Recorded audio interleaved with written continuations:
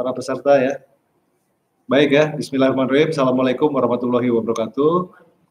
Rekan-rekan semua, hari ini hari Sabtu ya, tanggal 11 April 2020. Alhamdulillah, Pak Bima Arya sudah bisa kembali ke rumah. Ya, jadi kita bersyukur setelah menjalani masa isolasi kurang lebih sekitar hampir 19 hari ya, 20 hari. Beliau akhirnya bisa kembali ke rumah, tetapi tentu ke rumah ini masih tetap harus menjalani serangkaian tes ya oleh bidang medis atau kedokteran terkait dengan kondisi stamina-nya beliau lah ya. Jadi kan jangankan orang yang kena COVID-19, yang pilek aja kalau memang belum terlalu sembuh kan juga nggak boleh hujan-hujanan. Nah ini juga kurang lebih analoginya seperti itu. Jadi meskipun sudah kembali, beliau tetap harus menaikkan daya tahan tubuhnya supaya nanti bisa kembali bertugas dengan fit dan tidak terpapar lagi oleh yang lain. Itu yang paling penting. Kemudian yang kedua, hari ini juga kita sudah lakukan koordinasi dengan Rektor IPB ya, terkait dengan pemanfaatan Collaborative Research Center, dalam hal ini lab IPB untuk dijadikan sebagai laboratorium yang dimanfaatkan untuk uji diagnostik swab ya, atau spesimen dari COVID-19 yang dikirimkan selama ini ke Litbangkes di Kementerian Kesehatan, tetapi ini kita bisa lakukan sendiri di wilayah Bogor, meskipun nanti mekanisme pelaporannya atau hasilnya tentu tidak bisa diumumkan oleh pemerintah kota, tetapi tetap menunggu pendataan valid ya, atau akhir oleh Kementerian Kesehatan. Nah, kemudian yang ketiga, tadi juga kita lakukan rapat koordinasi SKPD ya, seluruh pimpinan OPD hadir lengkap ya, kemudian juga Pak Sekda juga hadir. Intinya adalah kita membahas rencana penerapan PSBB di Kota Bogor. Sejauh yang saya tahu ini ternyata barusan saja ya Menteri Kesehatan menyetujui penerapan atau rekomendasi PSBB di Kota Bogor. Saya langsung lakukan koordinasi dengan Wali Kota Depok dan Wali Kota Bekasi ya. Wali Kota Depok berpendapat kita sama-sama menerapkan di hari Rabu. Kenapa hari Rabu? Karena ada langkah-langkah pembuatan dulu perwali dan perangkat SK wali kota yang harus dipenuhi. Jadi nanti ada perwali tentang PSBB, kemudian ada 2 SK terkait dengan data Dinsos ya, data penerima bantuan sosial. Kemudian satu lagi SK terkait implementasi PSBB itu sendiri. Nah ini harus dipersiapkan. Kemudian juga tentu kita harus juga lakukan langkah koordinasi dengan Forkopimda. Kemudian juga kita harus lakukan simulasi-simulasi, termasuk juga penyesuaian turunnya bantuan-bantuan yang nantinya dialokasikan baik dari pusat maupun provinsi. Kemudian Wali Kota Depok mengusulkan untuk pemberlakuan PSBB itu di hari Kamis. Ini masih dalam pembicaraan ya, tiga kepala daerah. Saya belum mendapatkan konfirmasi dari kabupaten, tapi dari Depok dan Bekasi sudah. Tinggal apakah Rabu atau Kamis. Tapi intinya kalau buat kami ya, keinginannya adalah kita implementasikannya secara bersama-sama. Kemudian terakhir kita juga tadi lakukan pembahasan tentang jumlah calon penerima bantuan sosial ya, dalam rangka jaring pengaman sosial akibat dari COVID-19 ini. Sudah dipastikan kita akan pisahkan antara DTKS atau data terpadu kesejahteraan sosial, atau yang dulunya dikenal sebagai data kemiskinan Kota Bogor, tetapi jumlahnya memang sampai dengan saat ini masih di kisaran 71.000, karena memang penyelesaian DTKS ini kan baru kita finalisasikan di bulan Januari kemarin. Jadi datanya masih relatif valid, tinggal kita juga sedang pisahkan mana saja data yang masuk kategori sebagai misbar atau miskin baru. Kemudian juga kita juga pisahkan data-data mereka yang terdampak akibat usahanya tutup atau PHK atau yang lain-lain. Itu sedang dalam proses. Akan tetapi data yang kami peroleh dari Dinkes kolaborasi dengan wilayah, di luar 71.000 DTKS ada kurang lebih tadi 52.000 ya, 52.000 yang memang layak lah untuk masuk dalam kategori mendapatkan bantuan. Selain itu juga selain yang 52.000 ditambah tadi yang terdampak yang akan nanti memperoleh kartu prakerja, kita juga sedang berupaya untuk mendata data-data lain khususnya para petugas medis ya yang memang bekerja sebagai ujung tombak dari seluruh rangkaian usaha kita mencegah dan mengurangi dampak penyebaran COVID-19 di Kota Bogor. Hari ini juga saya ditemani oleh Ibu Retno ya, sebelah kanan saya. Ibu Retno kemarin hari Jumat ya, hari Kamis tanggal 9 April sudah dilantik menjadi Kepala Dinas Kesehatan. Tujuannya adalah secepat-cepatnya kita melakukan eksekusi untuk pemanfaatan anggaran yang sudah dialokasikan. Seperti untuk apa saja? Untuk macam-macam, untuk pembelian APD, untuk pembelian masker, untuk pembelian peralatan-peralatan yang dibutuhkan dalam rangka menunjang usaha dari RSUD, meningkatkan kapasitas daya tampung dan lain sebagainya. Itu tujuannya mempercepat itu. Karena kalau kita masih menunggu lagi, kelihatannya situasinya sudah masuk ke situasi darurat yang harus segera kita antisipasi. Kemudian ada beberapa pertanyaan ya dari Sonas News. Pertanyaan Sony RRI Bogor 1, apa strategi Pemkot untuk PSBB ini optimal menekan penularan? Saya kira sama ya. Kemarin dari 6 poin PSBB kita sudah laksanakan semua ya, menggeser aktivitas belajar mengajar dari sekolah ke rumah sudah. Kemudian juga sektor swasta, kemudian juga usaha dan lain-lain sudah kita lakukan penutupan. Kemudian terakhir bahkan ya, dari sisi tingkat spiritualisme yang tertinggi adalah penutupan sarana ibadah. Ya. Nah, semuanya sudah, hanya dengan diberlakukannya PSBB ini ada cantolan hukumnya, ada cantolan aturannya. Karena PSBB ya, Permenkes ini kan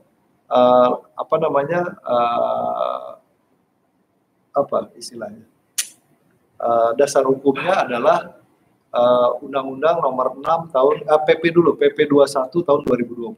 Kemudian PP 21 2020 merefer kepada Undang-Undang Nomor 6 ya 2018 tentang kekarantinaan kesehatan. Undang-undang tentang kekarantinaan kesehatan ada kaitan juga dengan darurat sipil. Jadi dengan diberlakukannya PSBB artinya apabila masih terjadi pelanggaran-pelanggaran, apabila masih ada orang-orang yang tidak patuh, itu bisa dikenakan sanksi pidananya atau bagaimana menegakkan aturannya. Jadi untuk para penegak hukum termasuk juga fungsi-fungsi pengawasan di pemerintah itu bisa lebih optimal. Kalau kemarin kan lebih sifatnya himbauan, edaran, instruksi atau apa ya.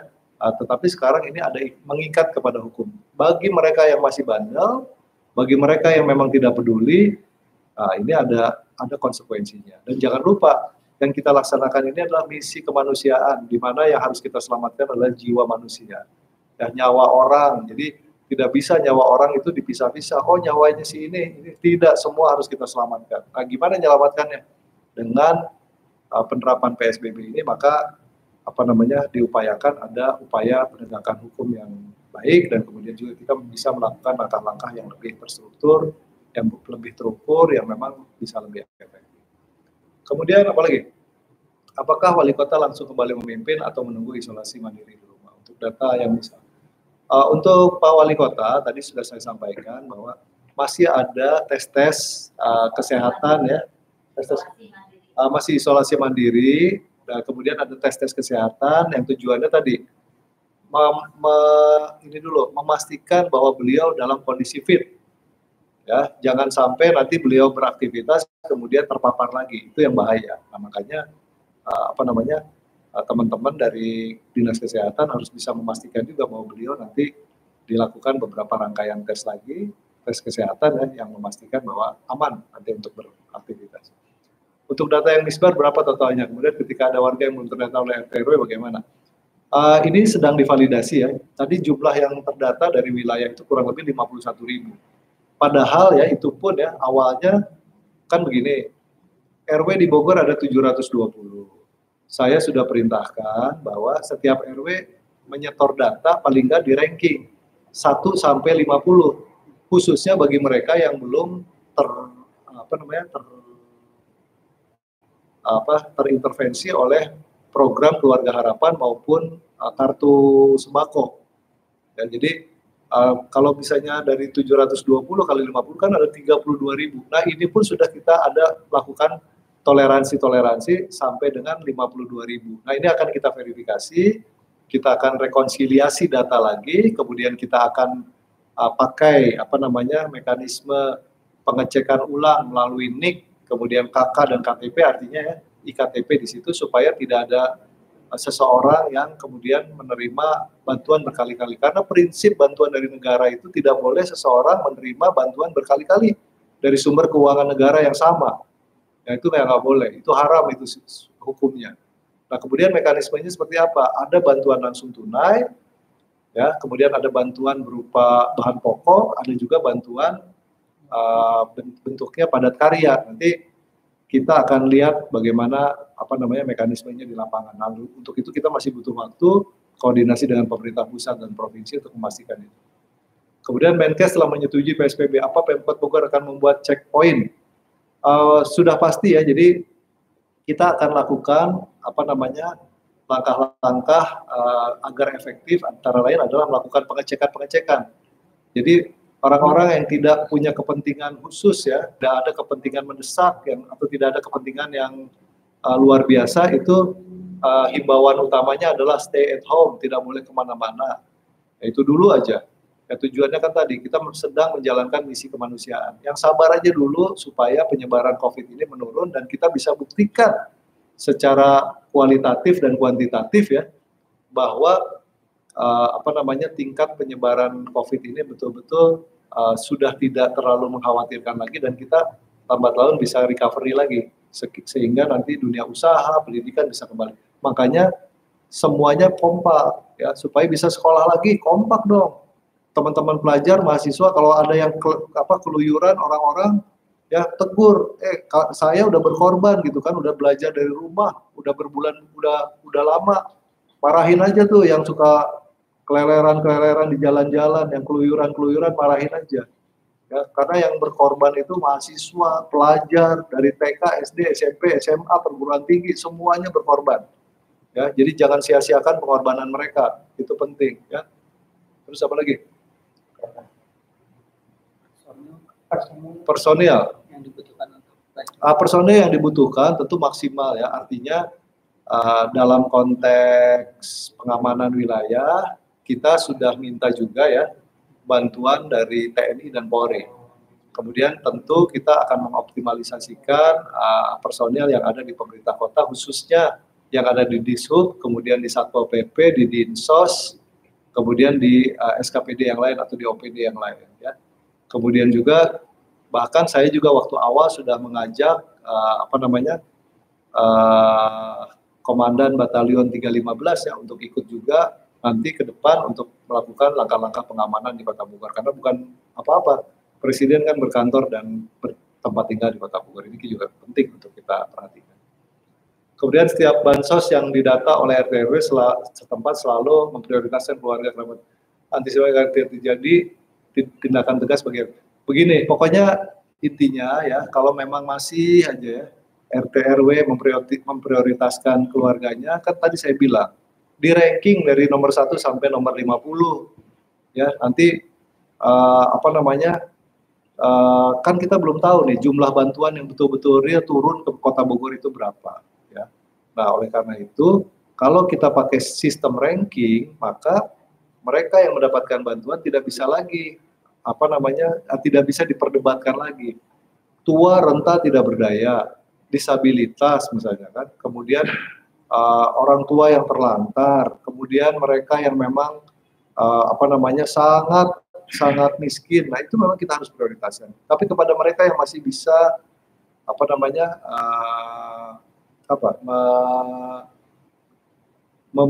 memberdayakan kemampuannya ya untuk melakukan usaha-usaha yang lain juga saya pikir masih banyak ya dibanding yang memang tadi mereka yang harusnya kebagian bantuan ini.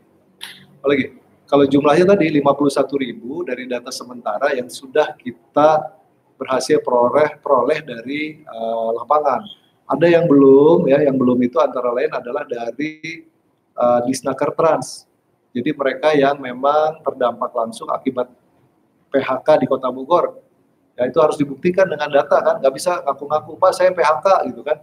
Harus ada misalnya, contohnya ada nggak mereka punya BPJS ketenagakerjaannya, ada nggak ada bukti bahwa mereka memang membayar PPh 21-nya kan misalnya kan gitu kan. Atau bukti-bukti lain yang menunjukkan bahwa memang mereka adalah pegawai yang kena PHK dan seterusnya.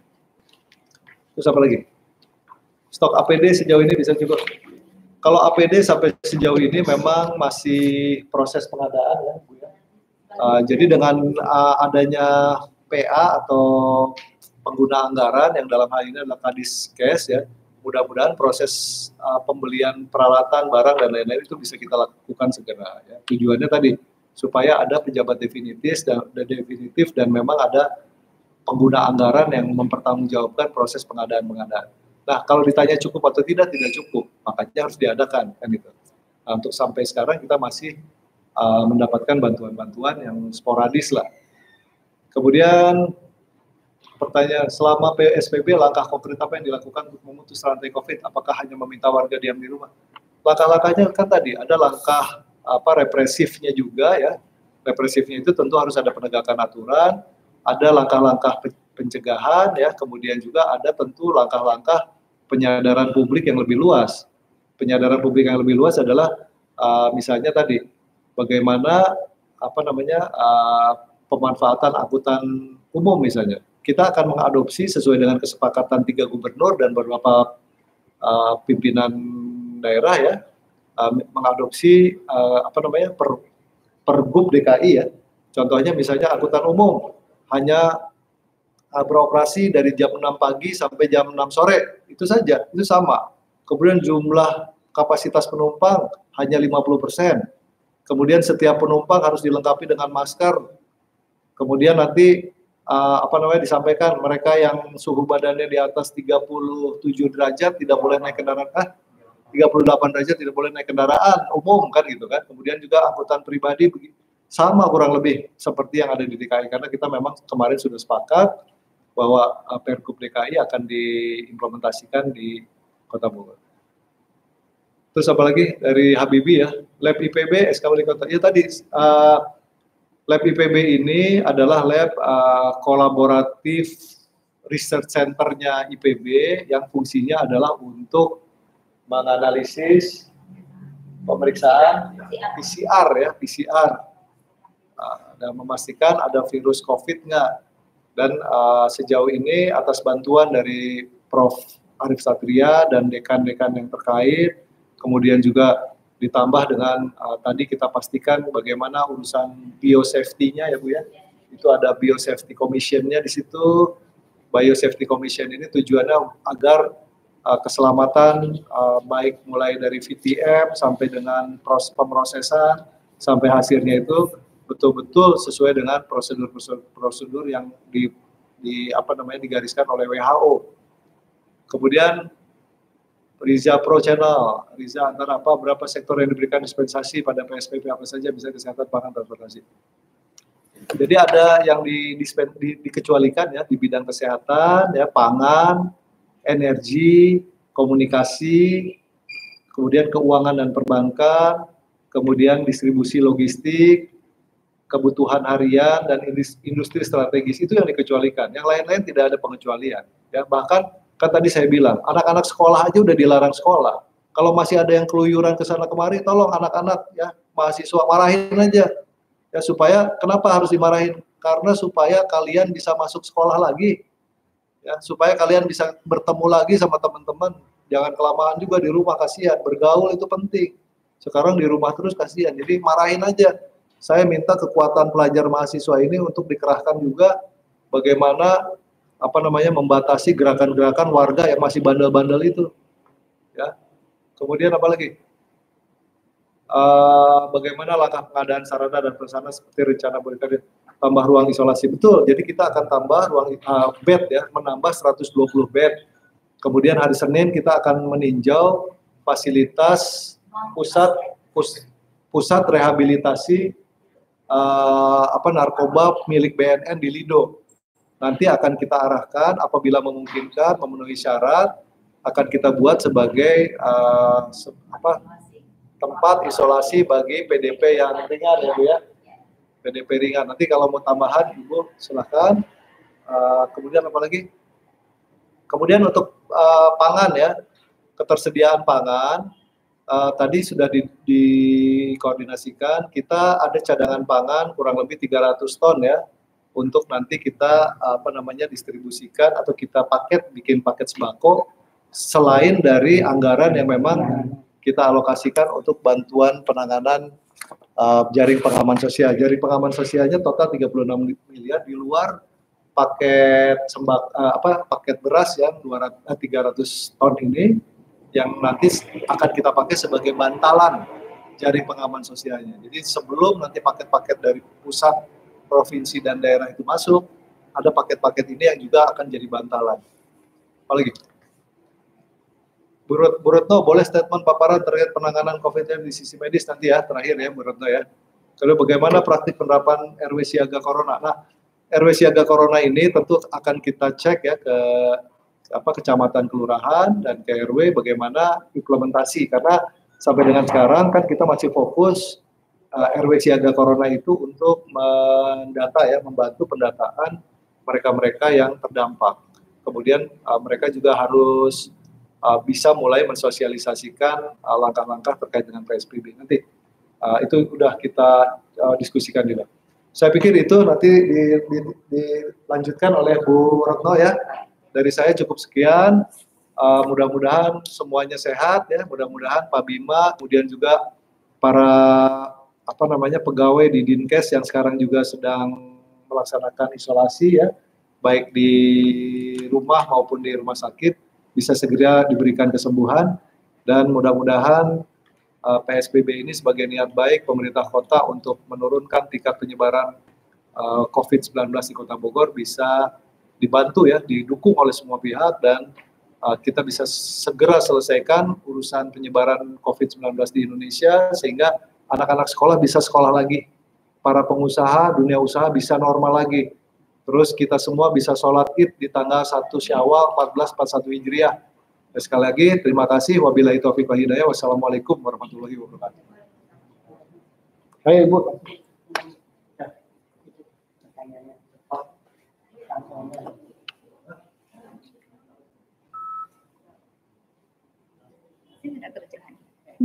Ada yang belum dijawab kah tadi? Oh iya, terkait statement paparan terkait penanganan COVID-19 dari sisi medis. Oke. Dari panduan penanganan COVID dari yang dikeluarkan oleh Kemenkes revisi keempat gitu, yang sekarang adalah bahwa untuk pasien PDP ringan ataupun yang terkonfirmasi tanpa gejala ataupun ringan itu tidak harus dirawat di rumah sakit, jadi bisa isolasi mandiri di rumah. Dan tentu kalau yang konfirmasi positif di bawah pengawasan dokter, itu dokter spesialis paru dalam hal ini, dengan terapi-terapi antara lain ada antivirus, ada roburansia, ada simptomatik. Tetapi kalau memang terkonfirmasi positif dengan gejala sedang berat, itu memang harus isolasi di rumah sakit di bawah pengawasan dokter gitu, dan tergantung dari kondisi klinis si pasien. Kalau pneumonia berat dan harus membutuhkan ventilator, tentu itu harus dirawat di ruang isolasi dan ICU di rumah sakit. Jadi prinsipnya adalah bahwa sekarang untuk penata laksanaan COVID-19 sesuai dengan pedoman yang terbaru, pasien yang terkonfirmasi positif tanpa gejala atau gejala ringan pun bisa diisolasi di mandiri di rumah gitu. Karena ada obat yang antiviral itu secara peroral atau diminum ya, tidak harus lewat infus. Saya dengan pengadaan ya. Pada tahap pertama untuk pengadaan APD kita menggunakan dana BTT ya, itu sekitar 14,6 M dan saat ini sudah berlangsung dalam proses pengadaan. Beberapa barang sudah datang dan sudah langsung kita distribusikan ke rumah sakit dan puskesmas. Termasuk APD, masker, dan sebagainya. Kemudian, apa kendala penyembuhan pasien karena belum ada yang selesai? Yang selesai ini bisa jadi jawaban. Oke. Untuk Kota Bogor memang yang pasien pertama adalah Pak Wali Kota. Gitu ya.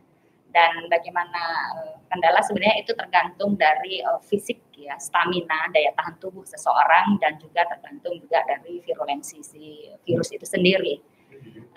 Prinsip pengobatan sama gitu. Bagaimana itu mencepat? Tentunya kalau staminanya bagus ya dan virulensinya, kan virus itu ada tingkatannya.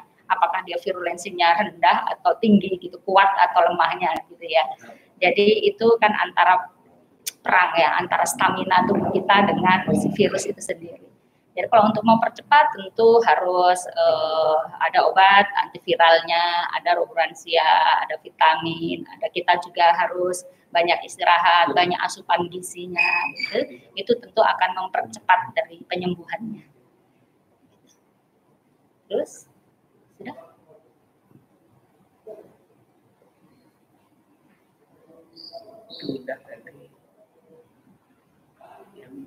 Oh, pengadaan tadi sudah ya. Pengadaan sudah kita distribusikan ke rumah sakit dan puskesmas. Untuk yang apalagi yang belum? Apakah Pak Bima bisa interaksi dengan keluarganya? Oke. Jadi Pak Bima sekarang kan sudah pulang ya, boleh isolasi mandiri di rumah. Artinya dalam isolasi mandiri prinsipnya memang masih harus isolasi di rumah itu membatasi kontak langsung dengan anggota keluarga yang lain. Sebaiknya memang masih beraktivitas terbatas, kalau bisa memang isolasi di kamar gitu. Dan tentu itu juga sesuai protokol 14 hari. 14 hari sampai nanti hasilnya juga negatif. Terus apa lagi? Kondisi 39 pasien positif ini. Oke. 39 pasien yang konfirmasi positif sekarang sedang dirawat di rumah sakit, ada di RSUD, ada beberapa rumah sakit, ada di BSH, ada di Siloam ya. Kondisinya bervariasi. Ada yang on venti, artinya masih karena kondisi berat biasanya dengan komorbid, dengan penyakit penyerta. Jadi ada yang dengan bantuan ventilator, ada yang isolasi kondisi baik ya, dia tidak perlu infus dengan obat oral saja gitu, jadi bervariasi. Tetapi dari 39 rata-rata isolasi mandiri yang pakai venti tidak begitu banyak. Setelah lab IPB kan. Oke. Baik, untuk yang lab IPB kebetulan tadi pagi kita sudah berkoordinasi dengan pihak IPB dari lab bahwa kita insya Allah minggu depan kita sudah mulai uji coba dan sudah mulai mengirimkan spesimen swab kita ke IPB sesuai dengan tadi protokolnya dalam waktu 3-4 hari gitu sudah bisa keluar hasil. Paling lama nanti 1 minggu sudah bisa keluar hasil. Terakhir ini untuk rapid test apa sudah habis semua? Oh gitu. Ya, rapid test kita kemarin pengadaannya dari rapid test sendiri itu RTD-nya kita mendapatkan dari provinsi, jumlahnya sekitar 1.300 dan masih ada sisa 300 ya. Dan kita setelah ini kita masih pengajuan lagi untuk mendapatkan rapid test dari provinsi. Jadi belum selesai, kita terus berkelanjutan. Intinya itu adalah untuk screening, gitu. Memang tidak dilakukan oleh semua orang, tetapi pada kelompok prioritas kita untuk ODP, kemudian untuk PDP, dan orang-orang yang berisiko, khususnya untuk tenaga kesehatan maupun orang-orang yang kontak erat terpapar. Mungkin gitu. Ada lagi? Dan Sudah? Cukup? Makasih.